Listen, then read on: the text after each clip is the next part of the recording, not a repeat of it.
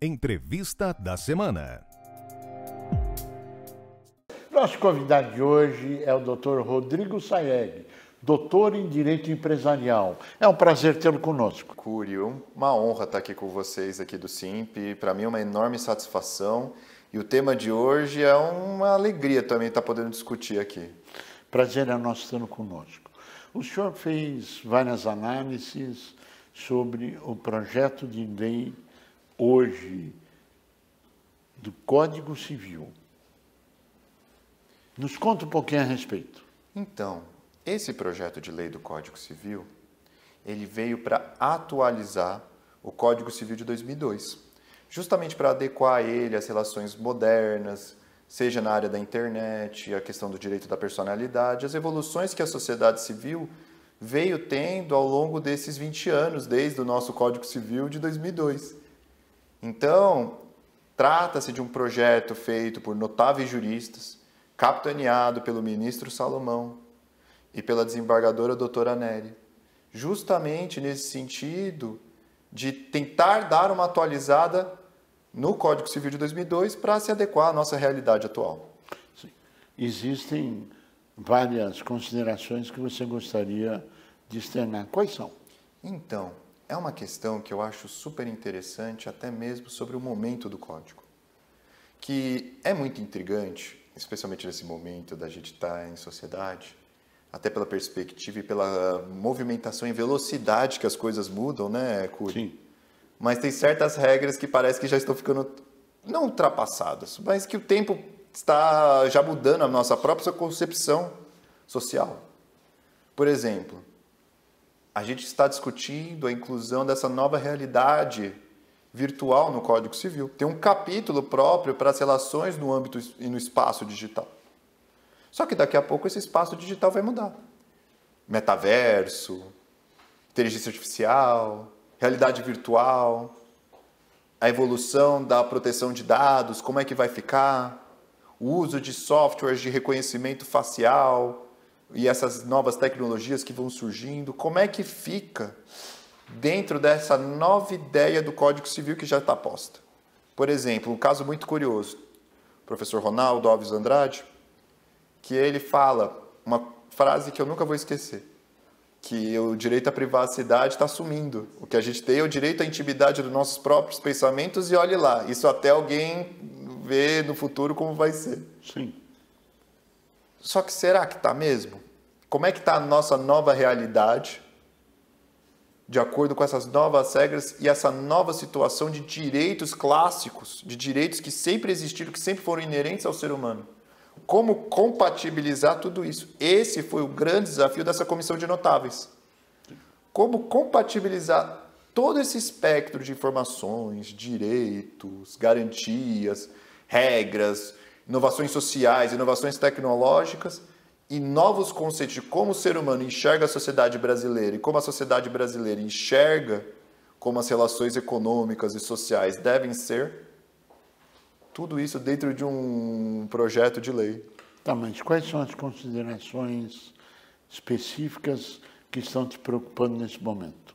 Uma coisa que, assim como todo o projeto, e até uma questão de mesmo, não no sentido negativo, mas no sentido de construtivo da palavra. Claro. Ele carrega um certo peso. E quando a gente coloca certos e determinados conceitos abstratos na lei, que não será interpretado exclusivamente por aquela comissão de notáveis ou pelos ciclos da mais alta academia de direito, você cria uma insegurança. Sim. Te contar uma história, Cury, se me permitir. Faz um tempo já, foi quando os Estados Unidos virou Estados Unidos. Sim. Logo em seguida da independência americana, em 1790, começaram a se fazer as primeiras leis federais dos Estados Unidos. E quem redigiu essas leis foi o próprio Thomas Jefferson, que para aqueles para aqueles que nos acompanham aqui e não sabem, foi quem escreveu a Constituição norte-americana. Então, ele escreveu a Constituição norte-americana e ele escreveu as leis, presume-se, de acordo com a Constituição norte-americana. Primeiro caso importante que se sobe à Suprema Corte. que vai definir justamente o poder da Suprema Corte declarar uma lei inconstitucional, ou seja, não compatível com a Constituição, é justamente uma lei que o próprio Thomas Jefferson escreveu. É uma questão de insegurança natural do próprio direito, porque o direito ele é interpretado pelas pessoas e por aqueles operadores de direito. Às vezes, uma violação de direito não é a mesma para mim que é para você, Cury, ou para quem nos assiste. Por exemplo, é uma brincadeira que eu escutei de um outro professor meu, este corintiano roxo, que brincava falando, se você falar para um palmeirense que o Palmeiras não tem mundial, é uma violação. Se você falar isso para o corintiano, é um fato. É uma questão de perspectiva. Na verdade, o que você está colocando é que você espera que no Congresso Nacional haja uma consulta à sociedade, Isso. que haja audiências públicas. Isso. Porque você tem algumas preocupações claras. Isso, por exemplo, um exemplo prático do Código. Sim. No artigo 927B, que é uma inclusão nova do Código, Sim. quando ele vai definir o que é responsabilidade civil, Sim. que é justamente aquela responsabilidade de você reparar um dano causado por uma conduta sua, ele cria uma hipótese de responsabilidade objetiva, ou seja, uma responsabilidade que não se analisa a culpa, na qual você pode responder objetivamente se sua atividade for de risco. Agora, define o que é risco. Não está definido. Não está definido. Ou seja, o ministro Salomão, que é um homem brilhante, desembargador, aos juristas, etc., presumiram que aquele conceito está solidificado e que todos os juízes devem julgar de acordo com esse conceito, que não é um conceito que está claro por escrito, é isto? E esse é o maior problema de fazer qualquer lei. Essa é a tua preocupação? Essa é a minha preocupação. É isso que, se houver audiência pública, você vai lá para defender esses pontos que precisam ser agregados. Exato. Não é que tem que ser modificados, mas agregados por esses brilhantes juristas e ao ministro Salomão, que merece todo o nosso respeito e consideração, tal qual juristas, e a desembargadora também. É isso? É isso, a ideia mesmo, dentro desse debate social, até para saber quais são os limites. Para entender o que significa. Porque o maior problema de fazer uma lei, o maior desafio de fazer uma lei, é que não é impossível você colocar no papel todas as possíveis relações sociais do ser humano. Claro. Inclusive, o trabalho hercúleo que essa comissão de notáveis fez é maravilhoso. Só que gera essas dúvidas. Por exemplo, uma outra consideração importante. Existe uma insegurança na definição do que é empresa e empresário. Isso foi constatado, inclusive, num artigo escrito pelo IASP, coordenado pelo atual presidente, que é justamente na discussão de que o conceito de empresa depende do registro, ou seja, eu tenho que estar registrado na junta comercial para ser empresário? Ou é minha atividade, como era a regra antiga, que pauta que eu sou empresário ou não? Outra regra, outra consideração. Lá fala de transferência de riquezas, circulação de riquezas na definição de o que é empresa. Mas geração não está.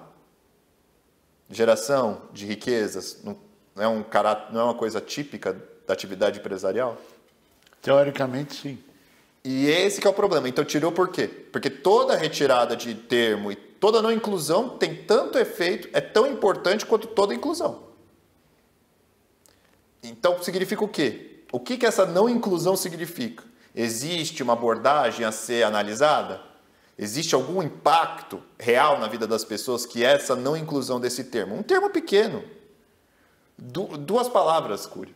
2 palavras. E dá para falar uma infinidade, escrever tese de doutorado sobre. Na prática, esse projeto de lei, onde é que ele se encontra no presente momento? Hoje, ele já foi recebido pelo Senado Federal. Já foi apresentado pelo presidente da Casa, o Dr. Pacheco.